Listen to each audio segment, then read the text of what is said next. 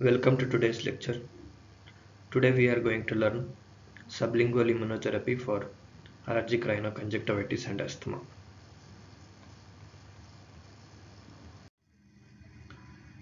Today we are going to discuss delivery systems and mechanism of action of sublingual immunotherapy, immunologic changes with sublingual immunotherapy, contraindications, sublingual immunotherapy tablets, and adverse effects of sublingual immunotherapy, comparison between sublingual immunotherapy and subcutaneous immunotherapy.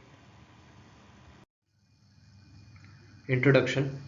Oral immunotherapy was first proposed as a method of treatment for allergic disease in the early 90s. In 1998, WHO recognized that sublingual immunotherapy was a promising alternate mode of immunotherapy. Delivery systems. Here we have sublingual immunotherapy tablets and sublingual immunotherapy drops. In sublingual immunotherapy tablets, allergen is formulated into rapidly dissolving tablet that is held under tongue until completely dissolved. The tablets are self-administered once daily. The sublingual immunotherapy tablet is the only US FDA approved form of sublingual aeroallergen immunotherapy. Next, sublingual immunotherapy drops. Sublingual aqueous or glycerinated liquid allergen extracts. Here an aqueous or liquid extracts of allergen, generally administered as drops, is held under the tongue for a specified period of time and then the residual is swallowed. Other approaches to oral immunotherapy that have been investigated in research trials include entry-coated tablets, liposomal constructs, and microencapsulated polymers. Next, mechanism of action. When allergen extracts are given sublingually, primarily taken up by dendritic cells in the mucosa and presented to T cells in the draining lymph nodes, which results in activation of T regulatory cells and downregulation of mucosal mast cells. Within the oral and sublingual mucosa, effector cells such as mast cells are less numerous.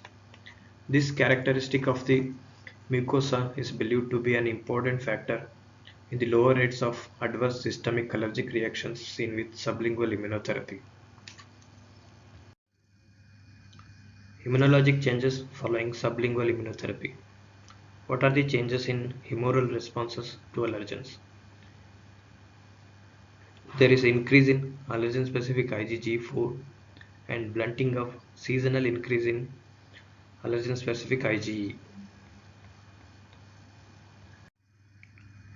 And changes in the cellular response to allergens are increase in CD8 plus T cells, decrease in CD4 CD8 cell ratio, increase in interleukin 10 production and interleukin 12 or interferon gamma by peripheral blood monocytes.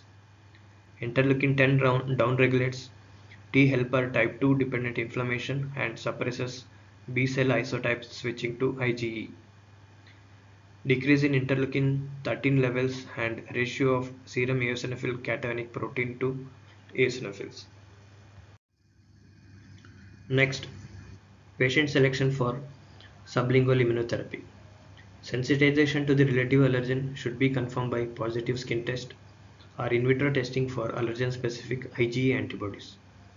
And patient age should be between 5 to 65 years and patient should be informed to temporarily discontinue sublingual immunotherapy if oral inflammation, example thrush, mouth ulcers develops. Once the oral mucosa is completely healed, therapy can be resumed.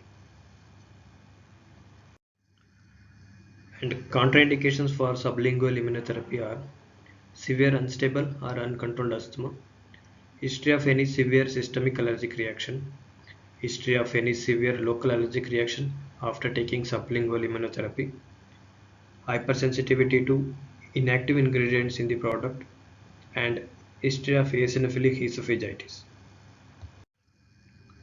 Next, administration of sublingual immunotherapy. Slit tablet therapy is initiated with full dose or short escalation in dose. The first dose given under medical supervision and then administration continues once daily and is self-administered by the patient or caregiver at home.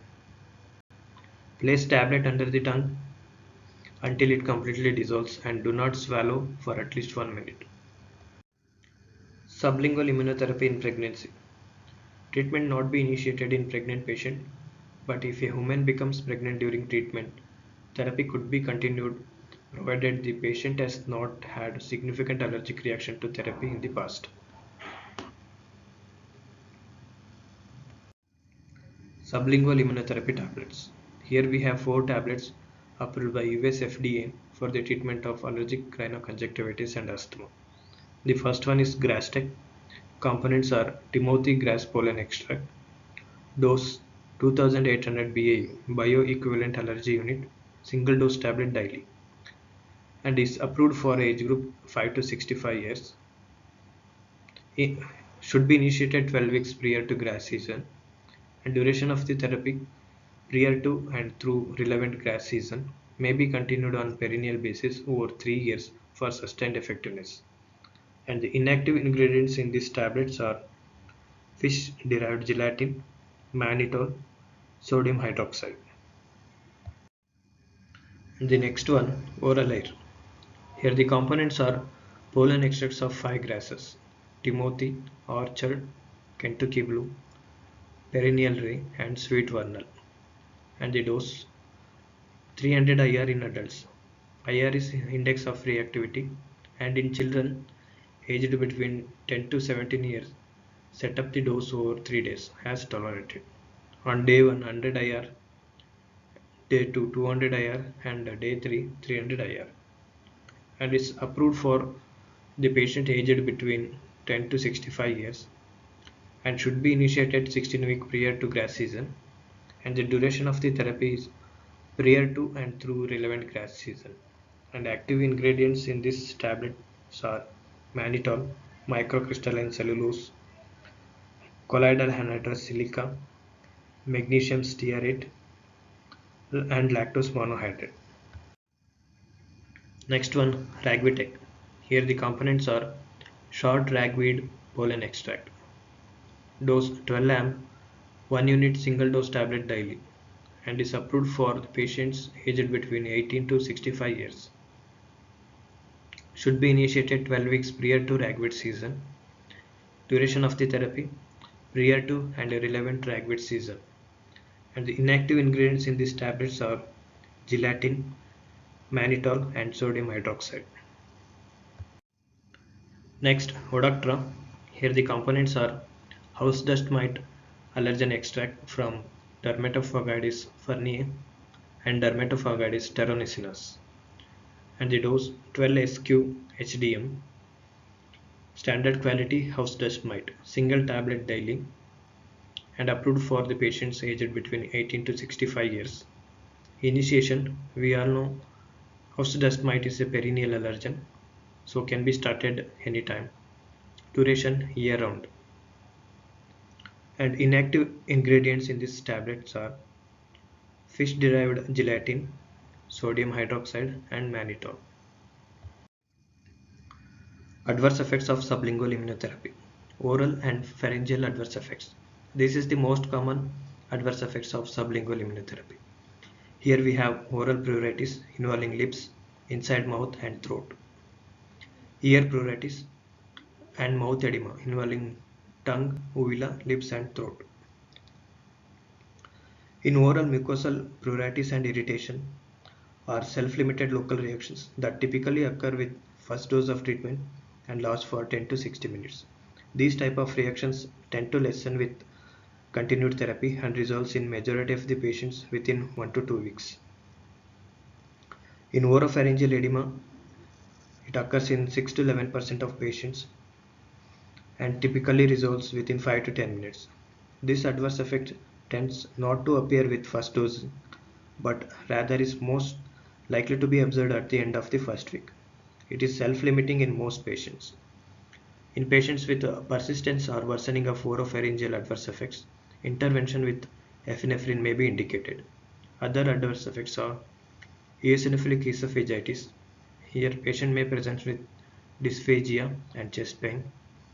And anaphylaxis is uncommon to rare with sublingual immunotherapy. Next, comparison between sublingual immunotherapy and subcutaneous immunotherapy. The advantages are sublingual immunotherapy is safer with fewer local and systemic allergic reactions than subcutaneous immunotherapy. Sublingual immunotherapy is more comfortable for patients since allergens are ingested rather than injected. Sublingual immunotherapy is more convenient for patients and clinicians because therapy is self-administered by the patient at home. And the disadvantages are benefit is reliant on consistent patient self-administration. Patients who regularly miss doses may not have satisfactory results.